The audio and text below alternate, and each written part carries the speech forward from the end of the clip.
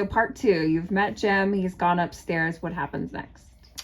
Okay, so when it's finally my turn to go up there, Brad and I go up, and there's Jim, and we had gone up this yellow brick road. It was a golden string of carpeting that went through the center of the burgundy carpeting into his office, because that's where the Wizard of Oz was. And he was just sort of leaning on his desk. And we talked for about 10 or 15 minutes, Brad mostly, and Jim and I, talking about the gags, the jokes, and Jim was very happy with how that was going. Anyway, then Brad left and went on a trip around 117, and because it was time for Jim and I to talk about the art. And this is the very first lesson Jim taught me.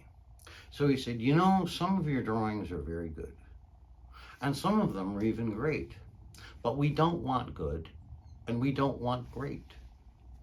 We want wonderful.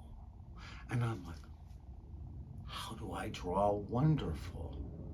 And then Jim held up his hand, and he introduced me to Kermit.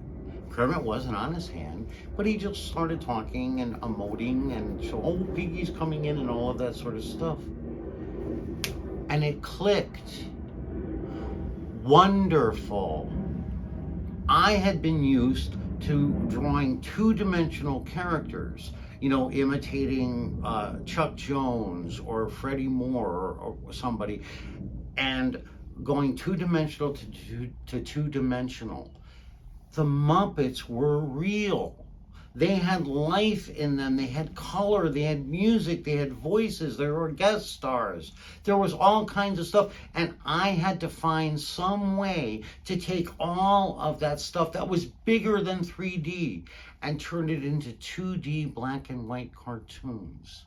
And that's what Jim was showing me, that I had to find a way to animate and make the wonder of the Muppets come through in black and white. That's how Jim taught me everything, was to say something, to put me on a path, and then let me discover it for myself.